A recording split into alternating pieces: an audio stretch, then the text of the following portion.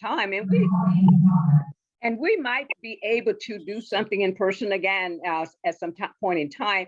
Let's say if we have this discussion and there are some further things we want to explore, maybe when the weather's better and you're in town, we might be able to do some of that. But first of all, we have 5 of us on here, and these officers and executive committee members, and I'm going to just let them introduce themselves, and then we'll move right into the agenda. And I'll start with you, Michelle, and then go across. All right. Hi. Am I on? I'm under mute. Hi, I'm Michelle Boris, Executive Committee Member at Large. Jimmy. I'm Jimmy Williams. I'm first Vice President. Okay. Dwayne. I'm Dwayne Johnson, Treasurer. Paulette. I'm Paulette Daniels Hill, Secretary. Okay. Thank you so much. And you know who I am. Okay. Well, in terms of the NAACP, I think you know a lot about us. We have what we call 21 standing committees of game changers. And we try to do work under those headings, but we prioritize. We cannot stand up all of those committees. So we prioritize the ones that we really focus on. And we also take a look at our community and survey the community in terms of need, issues, and concern. So today we're going to be dealing with education, healthcare, justice reform, civic engagement, environmental and climate justice, and possibly housing, if we can get to that. And these are many issues that are unique across the state, but also very personal to us. So we're going to pose some questions to you, and I would like for you to, and either one of you can take the lead on the question as we put them out to you. And I will allow a minute or a second or two for our committee members, the officers and committee members, to weigh in if they have something that we're missing that is very interesting to them that they want to pop in and say. So the first question is, I'm going to pose it is under education. And the question is, there has been an outcry regarding the teaching of critical race theory, or the CRT, and much emphasis on diversity of equity and inclusion, or DEI, in school systems. CRT is not being taught in school. This is a study based on the belief that racism is inherited in the law and legal institutions of the United States, and function to create and maintain social, economic, and political inequities. And you all know that's been a big cry with a CRT as if it's being taught in the school system, and it isn't. It's a kind of on the graduate level, and it's been there for 40 years, but people have brought it out, and they're putting a lot of negative things under that heading. And as a result, they're banning books and just a whole lot of things going on that makes no sense to me, because there's more emphasis on banning books than banning guns. And a book has never killed a kid, but guns have killed thousands. So I'd like for you to, what are your thoughts and understanding first of CRT, or the critical race theory, and second, DEI, or diversity of equity and inclusion? So first, CRT, either one of you. Well, I'll go first. I don't and haven't heard that, we have issues with that in our local area. I really can't speak for elsewhere other than what we see in the media, and it's certainly very hyped. And all of the arguing about it, I think, is frankly very detrimental to race relations and equity that we're trying to talk about. But what the reality of it is elsewhere, I honestly I don't know, but I haven't heard that is an issue locally in any of our schools. So I think that's a good thing. And I agree with you, Senator Elmira. We're just trying to be proactive regarding the winds of change are blowing. And once you see negative winds blowing, sooner or later, they're going to blow in your neighborhood. And we want to be ahead of the game. So I'd just like to know your thinking on that. Let's say, hypothetically, it arrives here. And that's what I kind of wanted to, because for me, CRT and history, banning books and all, you cannot erase history. You're supposed to learn from it so you don't repeat it. History comes good, bad, and ugly. and we're supposed to learn from it. You can't hide it by banning books or whatever, because it's still there. And one of the things I believe that it creates more curiosity when you ban books than you ever would if you left them alone. Many of those books kids would have never thought about, but we are a curious people. And once you tell us no, you can't have it, that's when we're going to find it. So anyway, anybody else want to weigh in? Yeah, I'll jump in. I couldn't agree with you more, Georgia. The idea of erasing history is impossible. You need to be able to learn from history. So the more that we can have history taught in schools, the better. And anything, I mean, history is seen through somebody's own eyes and their perspective. So the more perspectives you have on history, the greater you are to not repeat the tragedies that have already been committed. So I think the idea that you're going to erase it, cancel it, is not a good thing. We need to have more viewpoints on what happened and why it happened, so that we don't repeat those downfalls going in the future. But like Tom said, I don't see it across the district I represent. I hope it doesn't come in. That's where we need to maintain relationships with our superintendents, our administrators, the principals, and the teachers, especially, to make sure that when something like that comes into the area, that it's not going to be promulgated throughout the districts. My main focus really is on teaching the fundamentals, making sure that the kids have strong foundations in math and reading. From there, they're going to be able to go through and read and discern what's true and what's not. Okay, thank you, Christopher. And I'll jump Bill? up, Georgia. Just I'll just echo what Tom and Chris, they said it, pretty much the same way I was thinking. I mean, I haven't heard about it or seen any issues with this from any of our school superintendents. I've talked to several of them, so that's for sure. And again, our history is something we learn from, so it's important to teach the history and the background to our kids. And our diversity is our strength. I think that's what makes us strong as a community. It's what makes us strong as a nation, and we should celebrate that and teach that. And I just think we just obviously just want to make sure that what we're learning, and I think we want our kids to grow and be educated so they can excel and be prosperous and get a good education and be good people and good citizens. Okay, very good. Thank you. Anybody else want to comment briefly?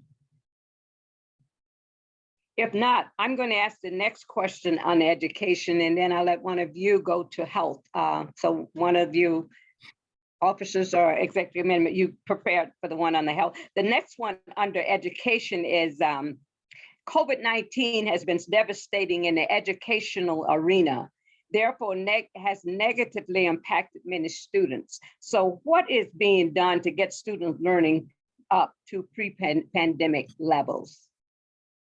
Anything that you know of, any thoughts you have on that?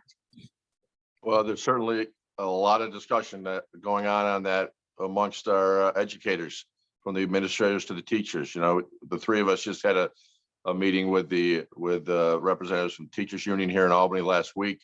It's certainly a big issue that they're talking about. And it's going to be a matter of time. We can't just flip a switch and say, here, we're going to make up for 2 years of lost time, because it really was quite impactful, I think, during that period, particularly, I mean, just for the socialization side of things in particular, but for those families that don't have good access to internet and all that, they even got even more harshly impacted by it. So, I think there's a lot of attention and focus on that right now, but I don't think it's something you just fix. I think it's gonna take time and effort and remediation, frankly, on how we go forward. But I don't know. I haven't heard any talk about making everybody go to summer school or anything. I haven't heard that being talked to make up time, and I'm not sure that would be such a bad alternative, frankly. But I don't see our education system talking about that. Okay. I'll jump in this time if that's okay. Yeah. I mean, listen, COVID had a really devastating impact on our kids. We had two things. I mean, there were mental health issues with our kids in the schools and technology issues before COVID. But COVID came around and that just exacerbated the problems in both. So obviously, the technology side of it, kids and families didn't have access to a reliable internet.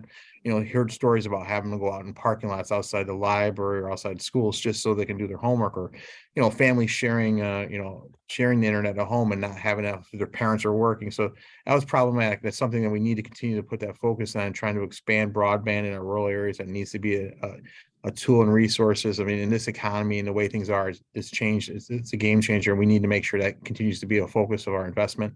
And the mental health side of the equation has been really just a terrible effect on our kids. And we have to refocus that effort. I mean, I know the governor talked about $1 billion in funding for mental health. Not so much of that really just seems to be focused on our schools, and we need to make sure that there's funding going into our schools on the mental health side of things. We're at a program for after school programs. And, the importance of the after school program. So we know that our kids have a safe, reliable place for them to be after school and to continue that ongoing learning and development. And I saw a video that the kids put together, and they said, what's been the toughest thing for you since coming out of COVID? What's been the most challenging and problematic, hardest thing for you? And it was heartbreaking. The one kid said, making friends. I mean, these kids today should not be an answer coming out of our children saying, trying to make new friends. That's hard. Obviously the COVID, isolated them. They weren't having the interaction, and even the mask side of it, with our kids, especially with special needs, not seeing that facial expression and that development that helps that to reiterate that support, seeing that communication. So all that took a tremendous toll on our kids. And I think it's really a commitment we need to make as a state on every level, to not let our kids be left any further behind, and redoubling our resources at every angle to help and provide that support and structure that they need to thrive, grow, and be successful in the future. I'll just jump in. I agree with Tom and Phil on those points. We can't give our kids back those years that were lost. The seniors and the juniors and seniors that lost those years of school and all the events that happened for them, you can't give that time back. You can't give those memories back to them. You can't create those memories for them. It's just really unfortunate. What it does show us is just how important our education system is.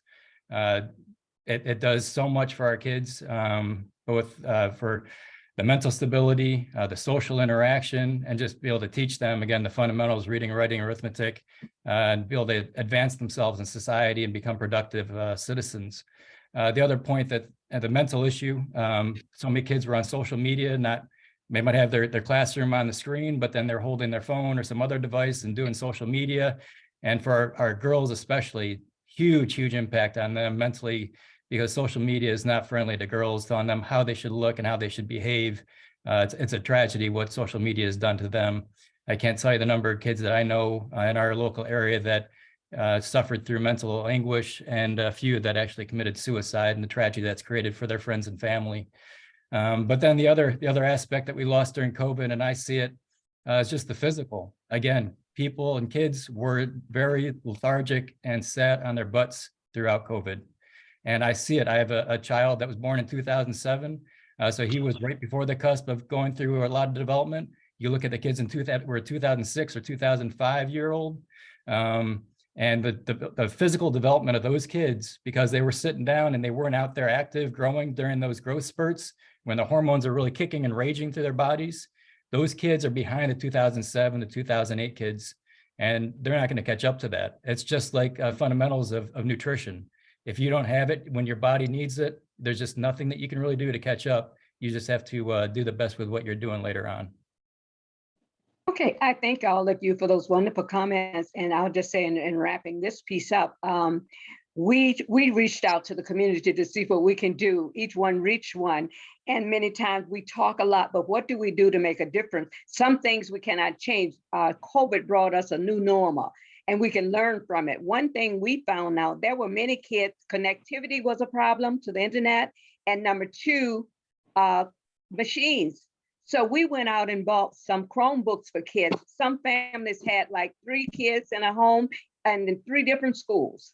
And they were just having an awful time. So we looked at what can we do to make a difference. And I believe in a community, if we all take inventory and determine what piece of the puzzle can we fix, then we will be on a good course. Some things we cannot do, like you mentioned, Chris, and all. Some of the things that happen to them, we won't change, but we can learn from that and prepare. I don't believe we're going to ever be the same as we were before COVID. So what Yeah. can we put in place Well. to be better prepared for whatever the future holds? So anyway, making a long story short, if you guys can help us get Chromebooks for kids, we would love to do that. We look for those needy families who just cannot afford. If they could afford one, they were good. So many kids could not connect, even though they had connectivity, they didn't have a machine to connect. But so we're looking at what can we do, and we're going to be about that. We gave away some Chromebooks, and we gave away scholarships for kids and that kind of thing, and we want to do more of that. So if you can be of help to us, point us in the direction of some funds for that kind of thing, we would appreciate it. Okay, Certainly. thank you. And if anything come up under that again, you can respond to that. But I'm going to let one other member of the panel go to healthcare and start those questions. You all have the agenda. So who would like to? do the Let me ask health- Georgia, if I could, before we move on from education, one thing, there's a huge debate in Albany over charter schools, expanding them, not expanding them, limiting them. We have one in Elmira that frankly, I'm not all that familiar with. And I think our schools by and large in the area are very good. But what's your sense in our community of the need for that kind of alternative for charter school, and what's the perception of how this charter school in Elmira is doing for those that do opt for that? I have not heard a lot in terms of progress. They just want to make sure charter schools are under the same banner as our other schools, and that they have to live up to the same expectations and Right. all, and that our general funds that used to help the public schools are not going to the charter school disproportionately. They want a balanced playing field, and we don't have a one, as you said. So that's why we didn't put it on the agenda. Now in the city, that's a big article. If you were talking to some of the politicians and the people from many places in the city, that's a big issue on their agenda about charter schools. And they are saying some of the people are not as qualified as they should be because they are not managed under the system that the government sometimes have in place. So it's almost like nursing homes that are independent, and they might not be following state guidelines like they should and kind of thing. And we had this disaster on the COVID and all of that. So Senator O'Mara, I haven't heard a lot from here because we only have one. Yeah. And so once in a while you'll hear it mentioned. And then other than that, when they first opened, people were talking about it, but I don't hear much about it anymore. Okay. Okay, thank you. Anybody else who want to lead the healthcare piece? I'll do it. Okay. Okay, so there's two questions. The first one we actually touched on. Phil mentioned about mental health. So this one says, for the southern tier, particularly Chemung and Steuben counties, there has been an uptick in mental health challenges, suicides, and drug overdose. And then what is being done to reverse this trend? Yeah, well, the governor has, a big dollar amount in her budget, $1 billion. But that is out of a $227 billion budget. That's not a very big percentage, even though $1 billion is a lot of money. Our mental health needs throughout the state are significant, and the lack of providers is significant as well. I think we need to, and a lot of that I think has to do with reimbursement rates for providers and just how good of a living you can make going into that field. Whether it's at a lower social worker level, psychologist level, or right up to psychiatry. We're lacking in all those areas. So, I think the governor making a focus of it, really the first time since I've been in Albany, there's been such a commitment made. I wish it was bigger, but I am concerned with where she's looking at putting it.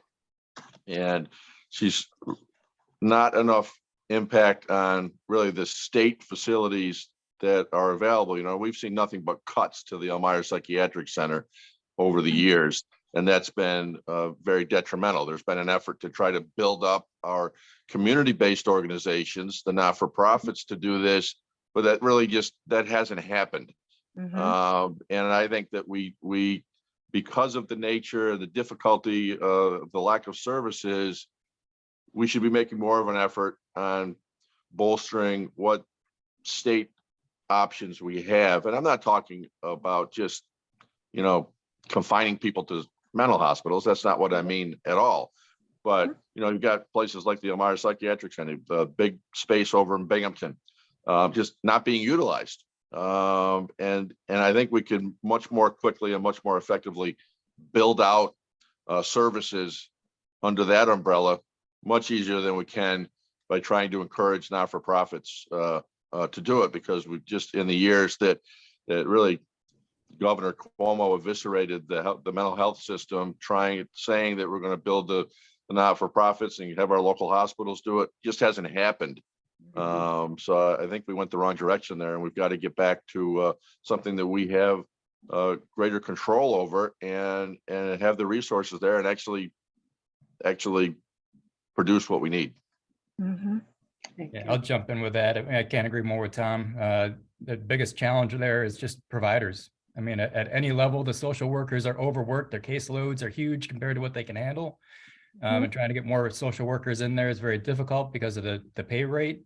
And at the other level with the psychiatrists, you don't have people going into psychiatry. Just in our own area, you're going to wait between 9 months to a year or longer to see a psychiatrist.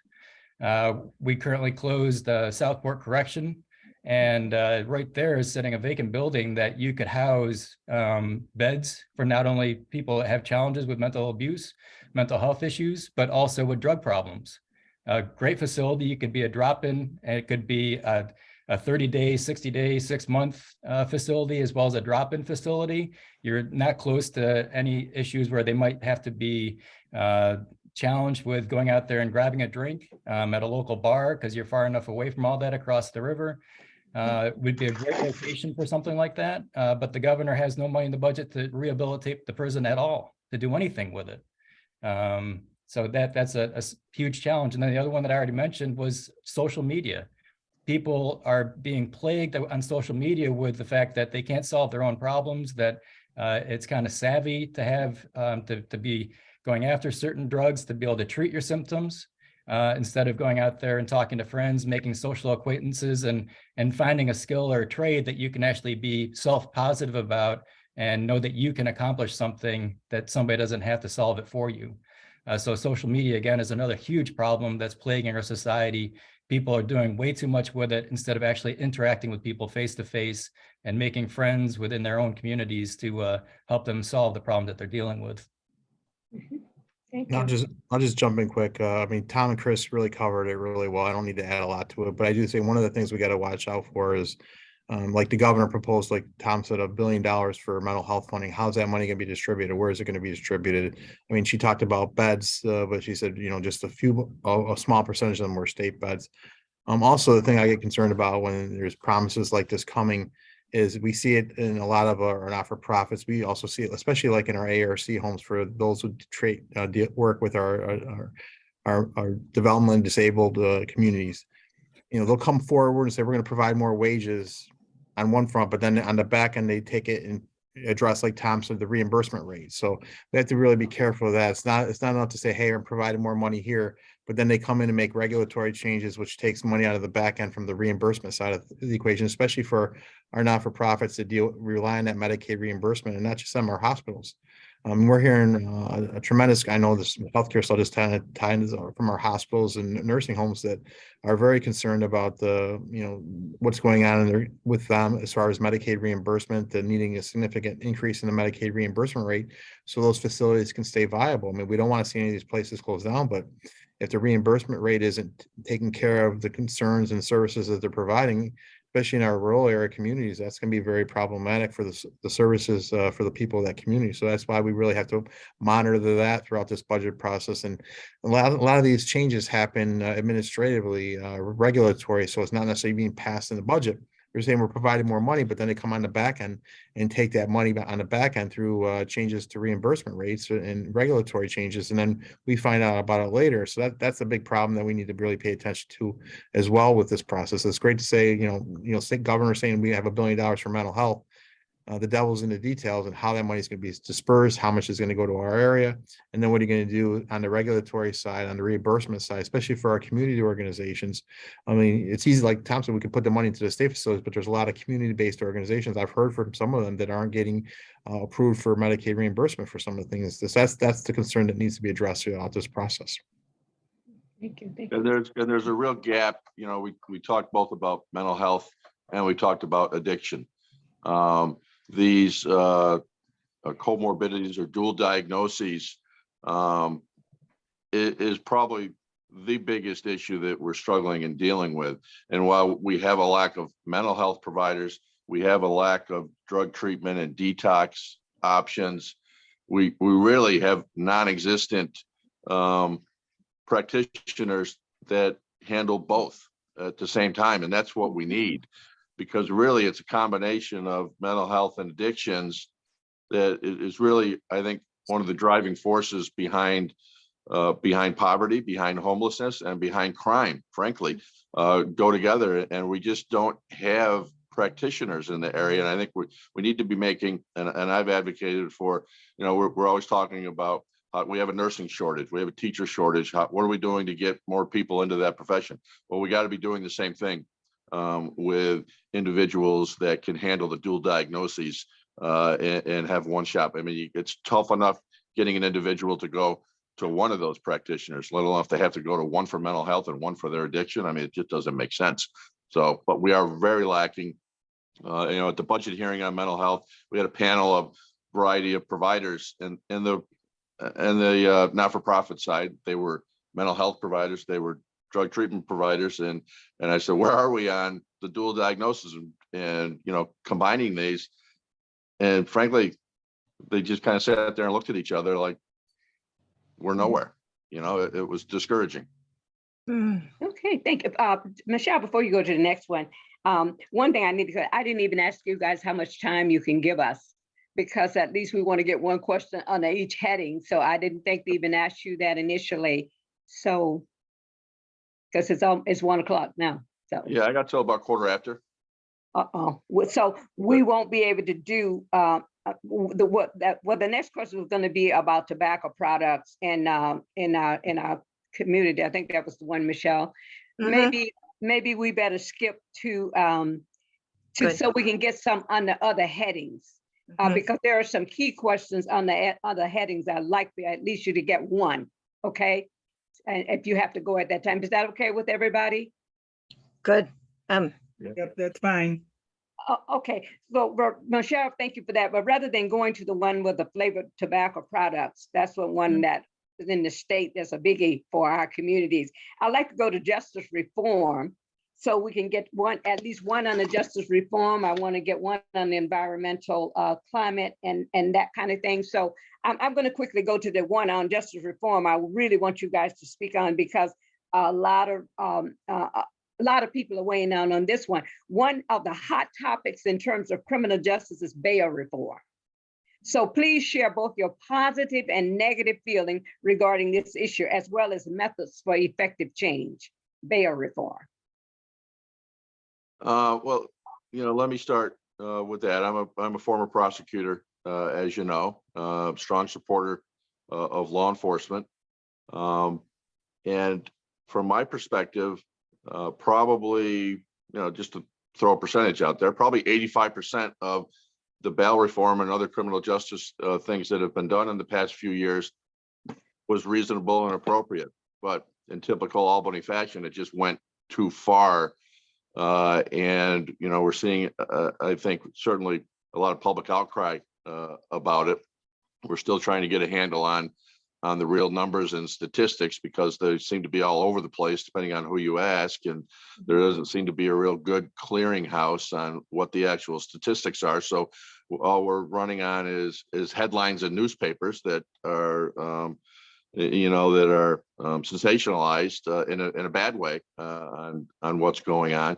But you know, we need a judicial system that's able to keep the most dangerous people off our streets. And that's what we have to focus on. And you know, the majorities in Albany right now are dead set against any changes at all. And there's just been so many things that have gone too far in recent years, both on the bail, the discovery for prosecutors. When I was a prosecutor, I always thought it was outrageous what lack of discovery there was that was required and the timing of it for defense counsel to get. But now we've gone to something that's 15 days, which is, it's just overburdensome. And so we're seeing our prosecutors just dismissing cases because they can't keep up with that. So that's not doing justice.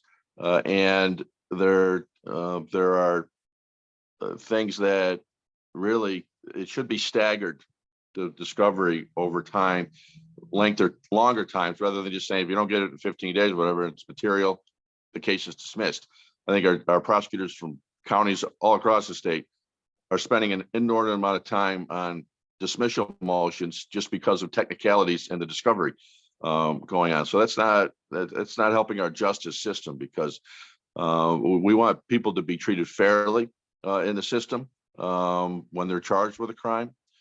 But there needs to be justice, and there needs to be justice for the crime victims, and there needs to be safety in our communities. We hear all the time about, how it's the Black and brown individuals that have been mistreated over the decades by the criminal justice system.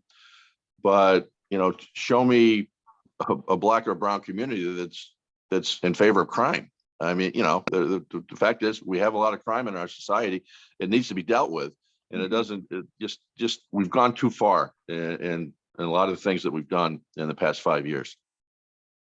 Yeah, I'll jump in and I'll say, I think the bail reform was very one-sided. You didn't bring in the prosecution in to negotiate the changes that were made in bail reform. I agree. I think bail reform over the years has been needed. You shouldn't be able to just skate based on wealth or position that you have in a society. The law should be applied uniformly and with blind eyes as to who's being prosecuted.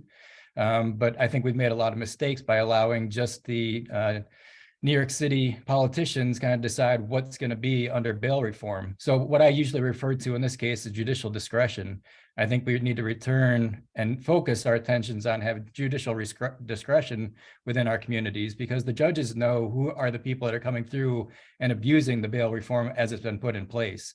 The repeat offenders, the ones that aren't coming in for their appearances, the ones that are going right around or making even a statement when they're in court that you're going to see me again in 30 minutes, 90 minutes, and they go right out and they take the Uber vehicle and joyride down the street. Just within our own community, you had the former chief of police stop a individual that was in a knife fight out on the street, and before the chief of police, former chief of police, had the paperwork filed, that individual was right back out on the street again. So again, judicial discretion is what really needs to happen as we're moving forward. I think we are on the right track by applying that blindness, but we need to, again, bring that discretion back to the judges so that the individuals that are causing the rampant crime in our communities are put away, and people know that they can't just go out there and have it happen what's going in, like in California. California is definitely not a situation we want to see happening in New York. And I'll jump into listen, from what you said, positive and negative. I'll start with the positive. I think this was a discussion and action that needed to happen long before now. I think some of the, like Tom said, I think a lot of changes that were made were okay and needed to be made. But as Tom said, I just have to agree that they went too far. And I think we see that in a lot of policies. I know you mentioned the energy policy. I think same thing that we could talk about, but a lot of times when we hear of issues that they don't bring in all the stakeholders, they just listen to advocates, and that's okay to have advocates at the table. But when we're dealing with our criminal justice policies, we need to have our district attorneys, our law enforcement, and our judicial branch at the table to say how this is going to be problematic, how the changes in the discovery law are going to be problematic, how the changes in the bail reforms are going to be problematic to address those issues. So when you don't bring in all the stakeholders to get a rounded view, and you're just listening to one side over the other, that becomes a problem, not just in the criminal justice policy, but all our policies in the state. Now you see that over and over again. I can go down a host of issues where that's the case. I think at the end of the day, on this issue, where our biggest problem with this is this legislation they pass is they totally remove judicial discretion for a judge to consider the dangerousness of an individual when dealing with bail. And unfortunately, now we are the only state in the nation that does not allow that judicial discretion. I think that judicial discretion needs to be returned to the judges to deal with this, to know the community, know the people coming before the community. And because you do see a lot of repeat offenders, so commit a crime, they go back in and you're not really learning from what's going on. I mean, I've seen just judicial discretion mentioned for dealing with changes to our sentencing laws. I mean, so it's like judicial discretion is wanted by some of the advocates on that side of the thing, but not on the bail side of things. So I think there's got to be some consistency with that to look at that as well. But I mean, so that's why my biggest concern with this is judicial discretion to consider the dangerousness of an individual when releasing back into communities. I mean, because we've seen a dramatic spike in crime in our communities across the state, and I think we need to address that. I mean, people aren't feeling safe in their neighborhoods or the communities, and that's a problem. The number one responsibility a government has is to protect its citizens. And so I think that's why we need to make sure there's a balance and a mirroring of that. And it needs to be looking at the input from all the stakeholders when we're dealing with major policy changes like this. I agree with all of you, and I thank you for that feedback. We're looking for equity and fairness. And many times laws and issues and concerns and regulations are put in place, but they don't have to be lifelong. You learn from your mistakes. You can review if bail reform is not working effectively, we can revisit bail reform and tighten up the places that need to be tightened or address the issues. I agree with you. Some of the people who are released and they're continually committing crime maybe need to stay in jail. We're just looking for equity and fairness. And okay, they came up with a plan. Okay, the plan might not be as effective as you wanted, but you can always go back and revisit the plan. So that's what I'm hoping will happen with bail reform, and where it needs to be critiqued, critique it, make it better and effective, and move on. Last quick one I'm going to ask you, and then I want Jimmy to bring his in, because if Senator O'Mara has to go and the rest of you can stay, we got a couple of more. But the last one I wanted to bring under this one is, reportedly there are more guns than there are people in America. So what are your thoughts regarding better control of access to weapons, guns of massive destruction? We get lost in taking away people protection and handguns and all. This is not about those handguns. These are about those machine guns out on the street, blowing away kids and people and by hundreds.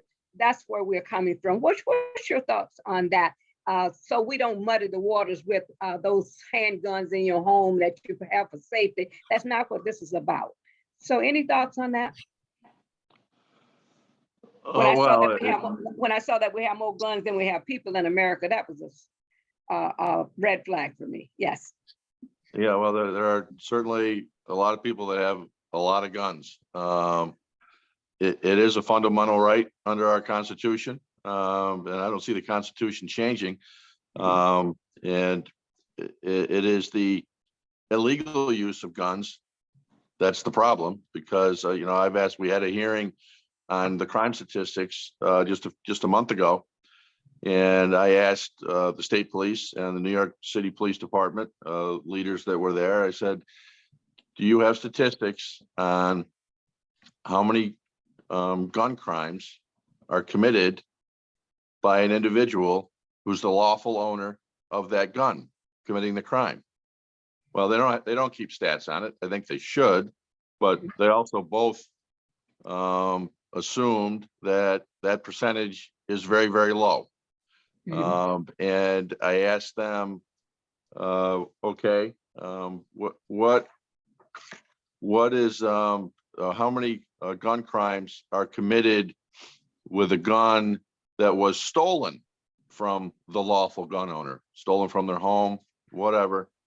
Well, they don't keep statistics on that either. And I think that's important, because you hear a lot about safe gun storage, and that's a problem, and guns getting into the wrong hands to those that don't.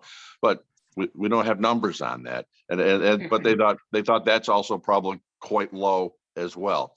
So it's the illegal gun pipeline that's coming. I think in New York, we have probably overburdened restrictions on those types of things, but these guns that are being used criminally are by and large coming from other states that have much more easier access to those types of things.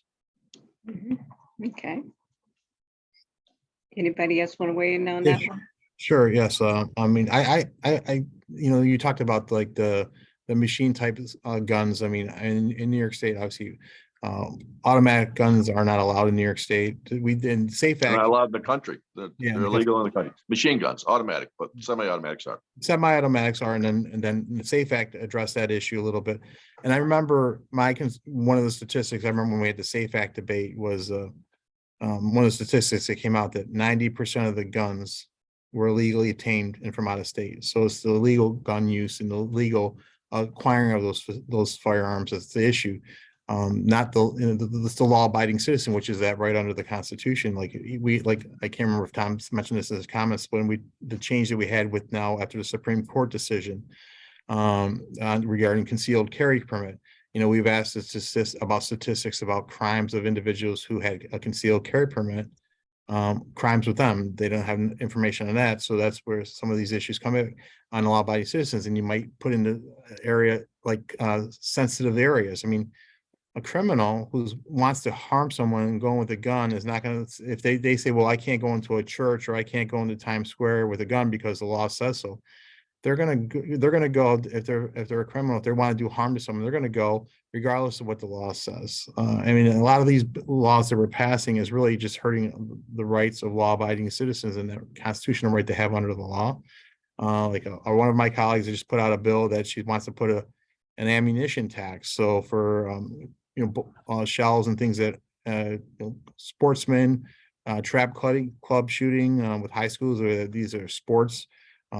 That would increase costs for them on top of it. And again, I go back to individuals who are committing crime aren't acquiring their firearms through the store. Most of them. I mean, there are some. I'm not saying they're not. It doesn't ever happen, but but most of them are acquiring them. They're stealing them, and then using them and committing these heinous crimes. So I think we need to really focus on the illegal obtaining of these firearms and the use of that, because again, a lot of these are obtained from out of state and they're illegally obtained. So I think that's really where our focus needs to be when we're dealing with this issue. And I think that's where we have to balance that with really the constitutional right that people have and with the Second Amendment. Yeah, we need to focus more on, again, just like bail reform, what is the fix that's really going to be out there? And in this legislature, since I've been here, we passed more laws regarding guns to affect law-abiding citizens than we have passed laws to go after individuals who have committed a crime using a gun or an illegally obtained gun.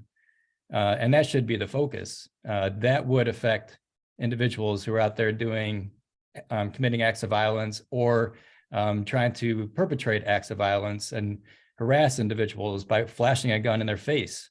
Those are the areas that we need to focus on. Under Governor Cuomo, we had the raise the age law that was passed. Again, a great slogan, but the unintended consequence of that was that now our 12-year-olds are the ones that the gangs and the older individuals in their late teens and 20s are saying, you're going to carry the gun.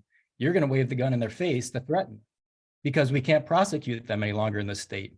So now your young kids are the ones that are being forced into these gangs, being threatened by these older individuals that if you don't do what we tell you to, either your friends or your family are going to be threatened to continue to do this. So again, unintended consequences by not involving prosecution, by involving the police or the sheriffs or the troopers or the DAs to say, what's going to happen when we put this law in place? What could possibly be the result? And the legislature is unwilling to make a change to this. We really need to go after the illegal use of guns and crime on the streets.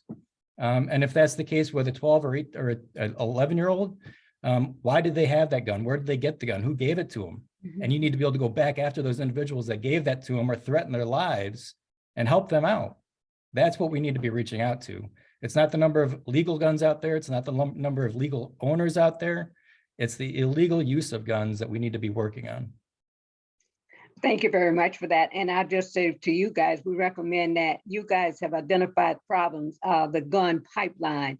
Whenever you can go, you guys are in seats we're not in. If you can bring up rule, regs, guidelines, laws, or just verbiage regarding many of the problems we face I hope somebody's going to do something because it's not changing. Okay, maybe these guns are floating from state to state or wherever, but somebody is bringing those guns or sending those guns. So we need to find the big guys too, because Absolutely.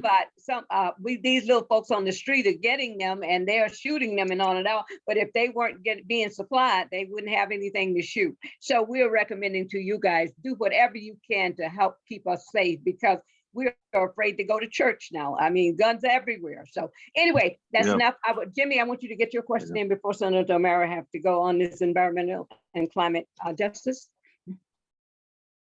Okay, well, my question is about wind turbines. There's been about $200 million being set aside for building wind turbines off the eastern coast, down the coastline.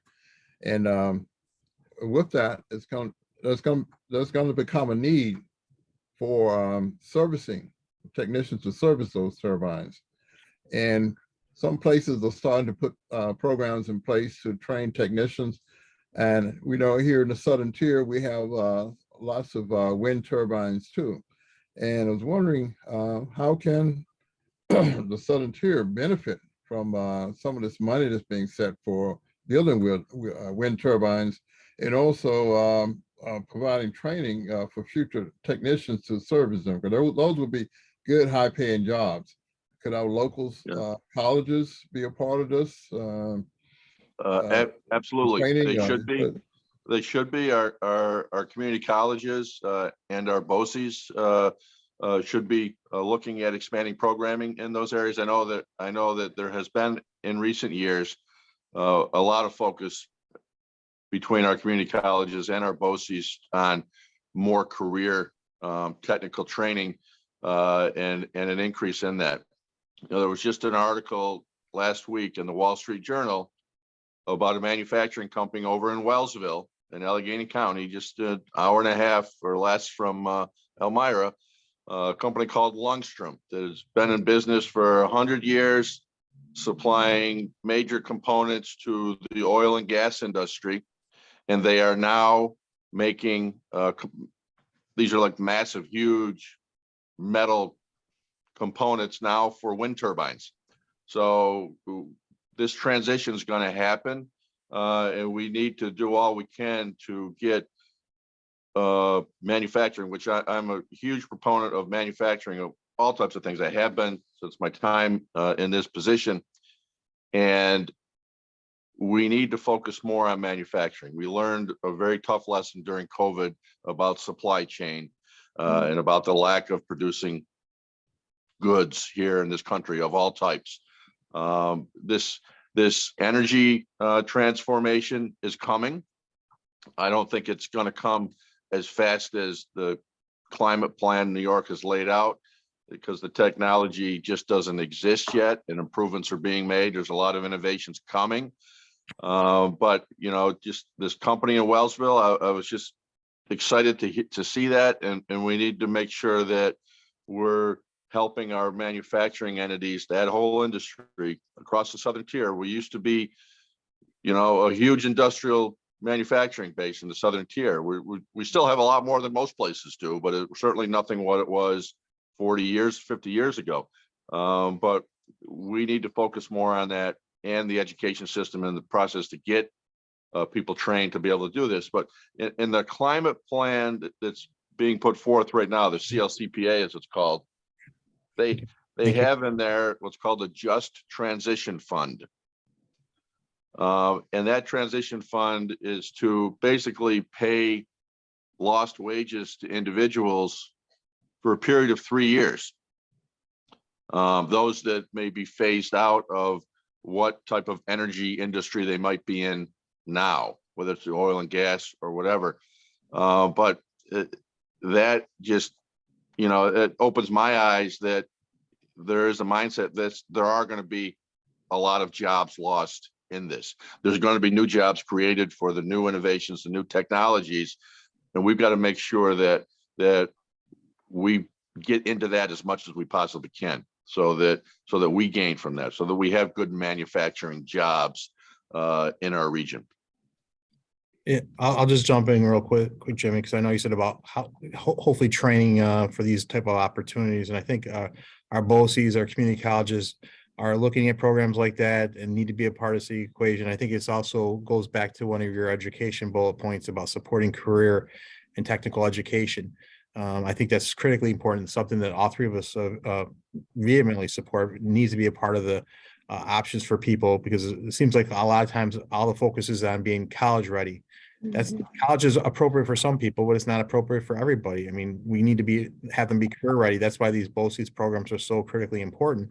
And there's such a demand for the skills, these trades, electricians, plumbers, heating, HVAC technicians. There's so much opportunity out there for our kids who are coming out and not necessarily having to go to college. I'm not knocking college, but if you want to really get a good job that you could get paid a great wage and raise a family in our community, this is a tremendous track for people to pursue. And with the change for our, this renewable energy technology and what the changes are going to be made, there's opportunities for people to get into those fields and be trained for them. So I think there's opportunities there. I think our BOCES and I think our community colleges are involved in this and are facilitating programs. I mean, welding, for example, I mean, it's just, there's some tremendous opportunities on the welding side of things. We've gone to graduations where they've graduated in a class of 15. It doesn't cost them a lot of money to go through the program. And some of those programs are able to be paid for through like workforce development programs. I mean, these are great paying jobs for people. And now they don't have to come out tens of thousands of dollars in school debt may have a degree that doesn't pay them a lot of money. Whereas now you can have a good paying job and not be burdened with mountains of debt. So I think there's tremendous opportunity here. And I'm not going to get into the whole green energy plan. I'd love to sit down and talk to you about that another time, because I think there's It'll issues. take a whole day. It would take It'll take a whole day. It would take more than this Zoom, but there's an affordability and reliability concern that we really should talk about. And I'd love to sit down and talk with you guys anytime about it. Yeah, Well, green energy's. I have to, Chris, sorry, but I had to jump off now. I just wanted to say goodbye and not just sign off, but thank you very much. It's been a pleasure being with you, and I've just got to get on another Zoom. So sorry about that. Thank you so much. And Thank we'll you. be in touch with you again. Okay, thank you. Yep. Thank Bye. you. Thanks. Okay, Chris, you had a point? Yeah, I was just going to say that the green energy is definitely a huge opportunity for individuals that are either out of work or looking to transition to start something new, to pick up a new skill, new job. I know just in the solar fields that are popping up all over our neighborhood that we do have several local contractors and shops that are working on putting those in, installing them or siting them, or doing production for putting up the steel for putting in the solar panels. And the wind turbines as not as big of a thing as the solar, but it's still another opportunity. I know another possibility is working with our unions to be able to gain the skills and become proficient in installing and working on them. That's another possibility outside of workforce development or community colleges or BOCES. So lots of opportunities, and we just need to take advantage of every one of them that we can. Okay, thank you. Maybe we'll have another Zoom sometime or meeting in the community to talk about energy and that whole subject in terms of how we can benefit and creating awareness of what exists. Many times we have resources, but people are not aware of them. So nothing gets done. And I want to say quickly, because I got two little quick questions that hit you guys before you go. One of the things I think we're facing people shortage after COVID. Many people retired who had been working years. I mean, they were old enough to retire, but they kept working. COVID came, they retired, and many people transitioned. So we don't have as many people as we used to have. So you have more jobs sometimes than people, and people who had lower paying jobs and all were able to move up. So we're finding a lot of arenas where you just cannot get enough people. So we need to work on, I don't know who want to have more babies, but we need to find out what we can do to try to fill some of these voids. But the last two questions I want to go to for you quickly, and the panel, other people, members of the NAACP might have something to say too. Homelessness in America. Homelessness is a problem locally as well as all across America, especially involving veterans. And there are empty buildings everywhere, as you talked about the prison. And I'm aware some individuals choose this lifestyle. Some people don't want to be housed because they don't want the rules, regs, and guidelines, but there are many people who do. So what can be done to resolve this problem? Either one of you can start.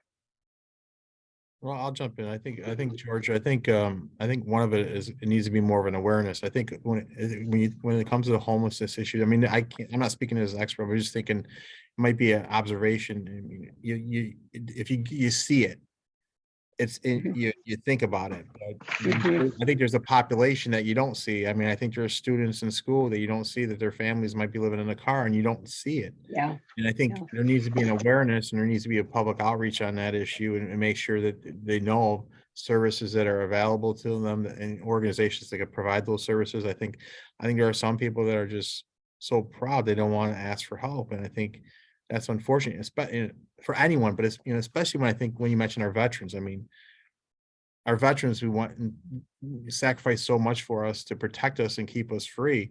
I mean, that's heartbreaking. I mean, it's heartbreaking for anyone to be homeless, but when you think about our veterans, I mean, that's just something wrong there. So I think there needs to, I know the veterans communities are really trying to do more to advocate on this and try to get that out there. So I think there needs to just be more of an awareness campaign, unless you see it. Like, I mean, we don't see it necessarily in I don't see it in my communities where I walk around.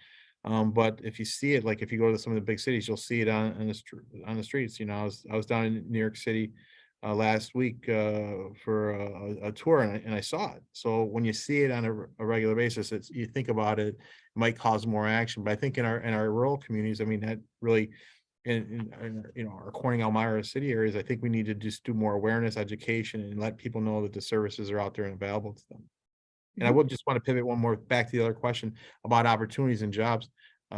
If people are looking for that type of training, whether it's BOCES or community colleges, I would encourage people, if you know people that are looking to try to get other opportunities, go visit your local workforce development center. And Elmira, I mean, they try to match them up with their interests and try to pair them into fields, and there's job training opportunities available to them as well. So that's something I'd encourage. If you know people that are looking for work, to try that avenue first, and just being at the unemployment applying, go through those, looking for some job training opportunities. So Okay. that's Okay, thank you. And Bill, we also have a job bank, the NAACP. Many of the people in the area sent us jobs opening, and we posted on our Facebook. So we have a little job bank too. So awesome. we tell people to call us, and we'll help hook them up. That's great.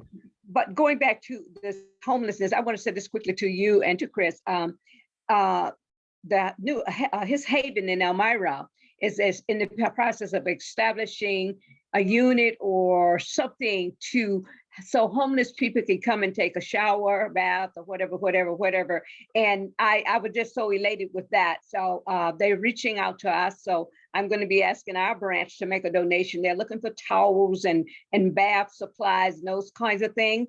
And also I sent the message to our church, and we're going to be looking at that too. So just that there are some people looking at homelessness in any way they can to help with that situation. So even if you can't put them in a house somewhere, at least if they can get a bath somewhere and that kind of thing, that's one step in the right direction. And I was just so elated when I heard that. I was in tears just to thought how some of these people will be so proud to be able to just take a bath. So anyway, Chris, did you want to say anything else on that? Or Yeah, I mean, it's definitely a very complicated issue as to why someone is or family is, what happened there. I know Catholic Charities and law reform in Elmira do a lot to try to prevent people from losing their home. But for the people that have been there, I mean, as Phil pointed on, I mean, there's some people that just distrust government or distrust getting too close to a community. So sometimes, like in a school district, the school district will notice that the family has moved around, so they try to reach out and help that individual, and all of a sudden that family picks up and moves to another school district. And that happens quite a bit in our community, more than I ever thought it would. But they just don't want to be connected to the community, don't want to be part of the society. And I'm not quite sure why that is. But on another side, again, you have people that have mental issues or drug issues, and it just gets out of hand, out of control. So again, bolstering those services are another area to kind of start plugging some of those leaks as to solving this problem. It's multifaceted and very complex, but I mean, anything that we can do to help in our community, the better. Well, thank you. And you guys, if you hear something that you could give to us in the community in terms of how we can help, that's what this communication is all about. Each one reach one. Sometimes on your level, you might hear of something that we can be implementing in the community, or at least helping with in the community that we might not know about. So if we can all stay in touch and do whatever we can, to me, that's a step in the right direction. Last quick question, I'll let you go, and it's under civic engagement.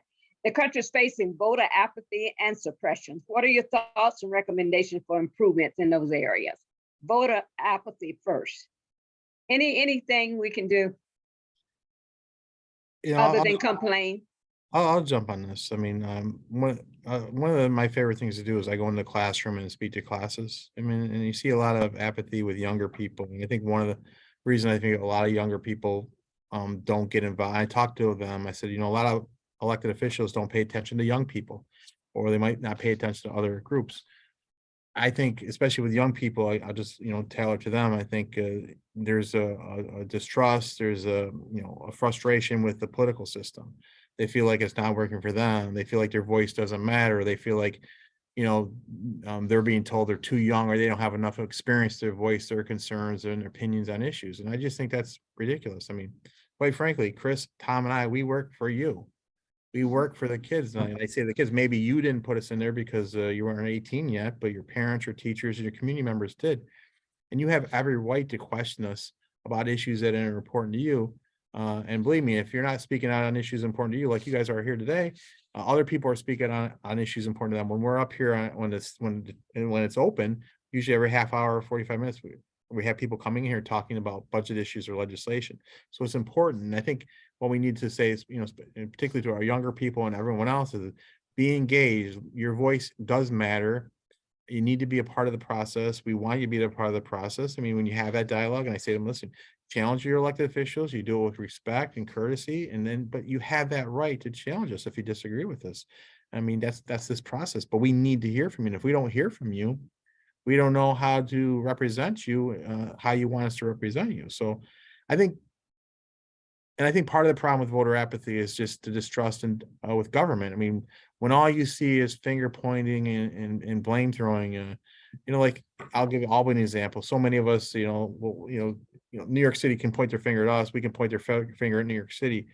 And I think that's challenging because, and I even relate it to Democrats and Republicans when I talk to the kids. I don't care if you're Democrat or Republican. I mean, and I really believe Democrats and Republicans really want what's best for their country, for their nation, for their community. It's just sometimes there's just different pathways that get going there. Like if you want to go from Elmira to Corning, you can go down 86 or you can take 352. Is one way the right way or the wrong way? No. I mean, it's your choice of preference or where you feel more comfortable going. But the pathways still get to Elmira or Corning. The pathway, same thing in politics. The pathway is to make our communities better. And Chris and I have been a part of this. I mean, we've done this. We tried some outreach with our colleagues from downstate. We did it several times, and the COVID's kind of shut it down, where we were, talking to our Democratic colleagues and talking about the changes that are going on. And we all want what's best, but how, we have different opinions on how to do it. How can we learn? So we started a legislative exchange where I had, we had 4 legislators from New York City, 4 New York City Assembly Democrats came up to upstate New York, 3 Latino lawmakers, 1 from Queens, 1 from Harlem, 1 from the Bronx. And we took them around the district over the past several times. We took them to Corning diesel plant to see, the environmental impacts they're making with their diesel filtration plant. Took them to the dairy farm, took them to the vineyards to see how the wines and grapes are harvested and processed, how that's a big part of our industry. Took them to the Alstom and Hornell to see the mass transit rail connection, how the jobs that are there and the work they're doing there goes right down to the city and the high-speed rail. Took them to a gun range. Let them fire the firearms and let them see and show them the difference, why one firearm is illegal under the SAFE Act and why it's not. And, they'll say this doesn't make sense to us. And I go, that's what we try to explain. But give them that opportunity to see how, firearms is a part of our culture and our traditions, particularly in our upstate area. So, but, talking to them, and it wasn't just them coming up, Chris and I, we went down to the city to see their challenges and opportunities, going to the largest overcrowded school in the city of New York that when you go there and you see on the sidelines, you see a playground area where the kids would go to play, right? Where our kids play on the playground. Well, those playgrounds were covered with trailers. And then the bell would ring because we went down there. It was, I remember it was right before Thanksgiving, so it was a little cold. And the bell would ring, and the kids would walk from the school to the trailer, and the trailer back to the school. If someone wanted to go in there and grab one of those kids or go in there with a gun, they could have. Or going up 5 flights of steps to get to half a gymnasium that serves 186 kids, which was uncalled for. And I remember talking to our friend Francisco, who's now on the city council. He left us, and the other one, Marcus Crespo, left, and he went to his work for the healthcare field. So we're losing some of these connections, and we want to keep doing it. In talking to the media and saying, this day and age, no kid should be learning out of a trailer. If that was happening upstate, heads would roll. Or going to the housing issues that they face there. I remember, we always hear about our colleagues from the city about the housing problems that they face. And so by, going in and seeing some of those challenges, I remember talking to one of the parents outside. And then he's saying, I'm not getting any response. And we walked upstairs. And when we opened the door, his 2-year-old daughter was there to greet us. Then we walked to the back bedroom. The 2-year-old daughter didn't stay there, but the 13-year-old daughter did. When we went back to the wall, the back wall was covered with mold from top to bottom. I mean, it was not a safe environment for that family to be in. It was wrong, and it should have been corrected. Now that 13-year-old suffered from chronic asthma. The Bronx has the highest rate of asthma in the entire country. And I remember, so how does that help? I mean, one, it helps with our civility and collegiality. I mean, I think back to Emil Houghton. He always talked about collegiality and civility in our politics. And, I think back to the stories of how Ronald Reagan and Tip O'Neill, staunch Republican, conservative, and liberal Democrat, how they came together and had a drink for the civility. I think that helped us during that time to bring more respect and courtesy during our debates on this issue. I mean, when we went down there, we went to meet with the Make the Road, the Dreamer kids. I mean, so you see that and you hear those stories. And we were able ultimately, when there's a technology bond grant that we had as part of the budget, and I'm, to help improve technology. I remember going to my friend Francisco, I go, Francisco, why not, when you're working on this, get some language in there to also say you can use this funding to remove mobile education classrooms. They did that and they're gone now. But I think the point of that exchange, and especially when I tell this in the classroom, is, we have our differences, but it's easy for us to say it's all New York City's fault, or New York City say it's all our fault. And when I say to the classroom, that we need to celebrate that diversity and our differences, and you need to do that. And remember, if you're pointing the finger at someone else, there are 3 fingers pointing back at you. That should be a key to what are you doing to try to be part of the solution? What are you doing to try to make things in your community better? So that's what we've tried to do. It's helped in some things, but we need to do more of it. I think we need to do more of it in Washington, quite frankly. But Chris and I have been a part of that. It's been successful. We've had those relations, and we made some inroads, but there's a lot more that needs to be done. And when COVID happened, we kind of lost that being able to do that, and that's why we need to continue to do that and build on more. So that was a long answer to your question, and I'm really sorry to take up so much time. Well, that's okay. I think if we can instill some confidence in our young people and our communities that people want to work together and solve problems and cooperate and compromise on areas we can compromise instead of just pointing fingers and blame.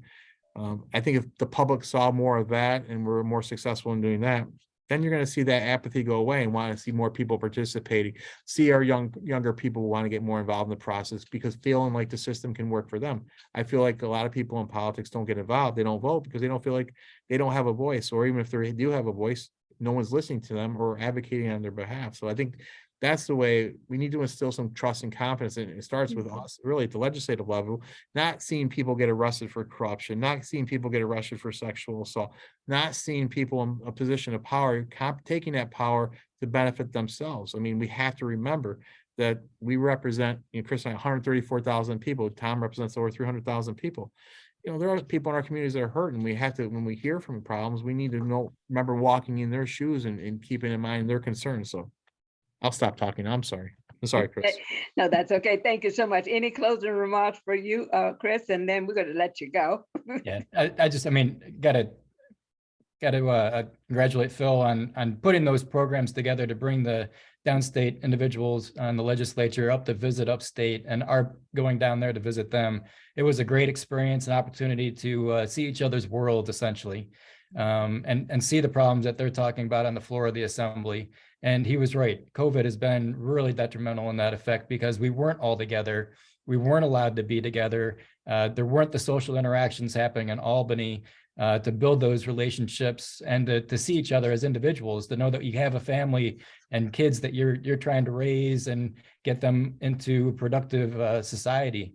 So that's been really difficult, and hopefully we're going to be moving back in that direction, because it's that collegiality that you build up off the floor that builds up the respect on the floor during debates, and people can see that and again have faith in their institution that they've elected you to represent them for. But I think a lot of this also goes to the media. The media is always telling you how corrupt and evil and tainted everything is in the political realm, and they forget to mention that we live nationwide in a republic. So even though you may live in a blue state that predominantly votes for the Democrat, or you live in a red state that predominantly votes for the Republican, and your candidate didn't become the president, that's because you live in a republic that each of the states has an ability to have representatives based on the population, so that your smallest states still have a voice, that they're not left out of the table in the negotiations, that they can come and have their needs met, and not be able to be just overlooked by the population centers. And on the flip side, in the states, we live in a democracy. So here we do elect everybody on a 1-to-1 vote. And that difference is hardly ever taken up by the media. And it needs to be reinforced, because it does work. At the national level, we do have a changing of the parties in the presidential election over the years. You don't have any one party that's been there having a stronghold and being the dictator, essentially, or the king or queen of the country for an extended period of time. You have the opportunity for each party to come in and make changes, small changes in the way that our country is run and what the priorities are. And I think that's great. At the state level, you do have parties that are in power for decades. I mean, here in New York State, we did have a split in the legislature for a number of years, Republicans controlling the Senate, Democrats controlling the Assembly, and the governorship was mostly Democrat, but controlled by a Republican for a brief period of time, but mostly controlled by the Democrats. And that's okay. It's a democracy. And if you look at our elections, many of our elections are actually decided by just a handful of votes. So you're going out there to the polls to cast your vote is very important to determine who's going to get elected. And we've had elections that it gets run out in the court system for months to determine who's going to be representing that individual. When Phil and I were first elected, we were a very large class on the Republican side of 17 members. And our 17th member, that decision was in court until about February for that person to be seated with us. So it is important to be a part of the elections. And not just our kids, but adults need to be made aware of that fact that there is no reason to give up. You can participate, and you just have to, again, pay attention to, are you trying to work on the state level, the federal level, as to where you're going to be putting that emphasis on. But there's a great opportunity to, again, reach out to our other legislators to see what they're going through and to be able to combat the problems they have. Like that overcrowded school in Queens, what they had happening is that they had a lot of townhouses, dual family homes, single family homes that were being torn down and apartment complexes being put up. And when that happened, they didn't have the zoning in place to tell the developers that, all right, when you're taking down these smaller population centers and putting up a higher density population, that you also have to put in the cost that are going to go along with that, like the infrastructure, putting in more water lines, more sewer lines, more electrical lines, and more importantly, putting in the schools and the community service centers, the community centers to be able to interact with people in that community. And you saw the same thing happen down in Florida.